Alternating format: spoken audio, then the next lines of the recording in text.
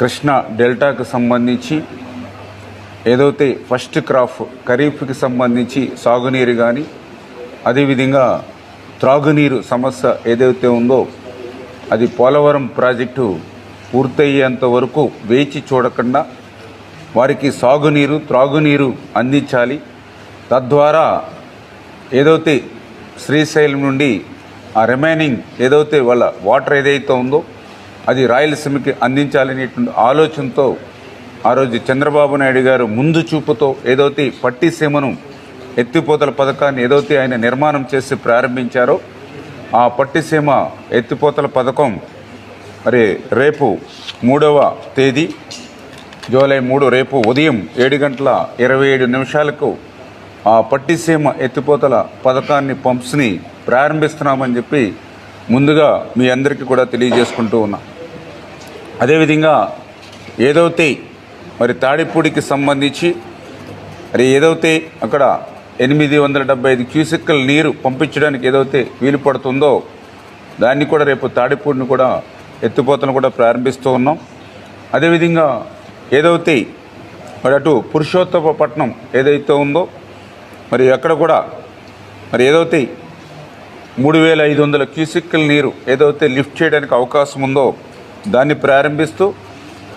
ప్రారంభించిన తర్వాత next stage 2 పురుషోత్తపట్నంకు సంబంధించి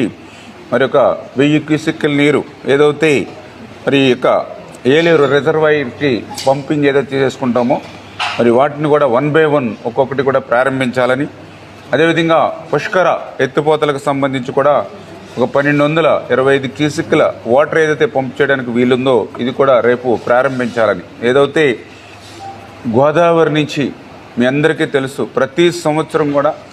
3000 టీఎంసీల నీరు వృధాగా ఏదైతే సముద్రంలో కలిసిపోతూ ఉందో మరి దాని నుండి పోలవరం ప్రాజెక్టుని నిర్మాణం చేయడం ద్వారా ఆ గోదావరి జలాలు ఆంధ్రప్రదేశ్ రాష్ట్రం అంతా కూడా అటు ఉత్తరాంధ్ర నుంచి అటు రాయలసీమ వరకు కూడా గోదావరి జలాలను ప్రవహించి ఆంధ్రప్రదేశ్ రాష్ట్రాన్ని భవిష్యత్తులో ఒక కరువు రహిత రాష్ట్రంగా మార్చాలనేటువంటి ఆలోచన ఏదైతే చంద్రబాబు నాయుడు గారికి ఉందో మరి ఆ కోరిక ప్రభుత్వం 2019లో కంటిన్యూ అయ్యి ఉంటే 2020కే మనకి పోలవరం ప్రాజెక్టు పూర్తయి ఉండి ఆ కళ నెరవేరేది. దురదృష్టవశాత్తు 2019లో ప్రభుత్వం మారడంతో జగన్ ఏదైతే ఈ యొక్క పోలవరానికి విధ్వంసంగా మరి మారినటువంటి పరిస్థితుల్లో పోలవరానికి జగన్ ఒక శాపంగా మారినటువంటి పరిస్థితుల్లో ఏదైతే ఆ రోజు చంద్రబాబు నాయుడు గారు మరి ప్రతిపక్షంగా ఆ రోజు జగన్మోహన్ రెడ్డి ఎన్ని విమర్శలు చేసినా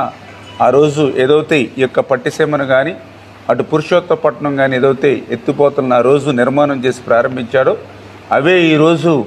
అటు డెల్టాకు అదేవిధంగా మరి అటు ఏదైతే పురుషోత్తపట్నం నుంచి మరి అటు ఆయకట్టుకి నీరు అందించడమే కాకుండా ఏలేరు రిజర్వాయర్కి నీరు ఇవ్వడం ద్వారా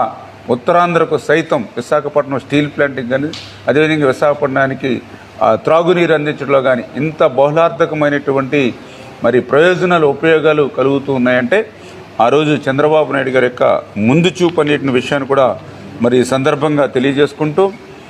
ఆ రోజు నేను కూడా అసెంబ్లీలో ఉన్నాం 2014-19లో. ఆ రోజు కూడా జగన్మోహన్ రెడ్డి అసెంబ్లీలో మాట్లాడేవాడు పదే అది పట్టిసీమ కాదు అది ఒట్టిసీమ అని. కానీ ఈరోజు ఆ పట్టిసీమే ఈవేళ ఆంధ్రప్రదేశ్ రాష్ట్రానికి పర్టికులర్గా కృష్ణా డెల్టాకు ఒక బంగారు సీమగా ఉన్నటువంటి పరిస్థితి.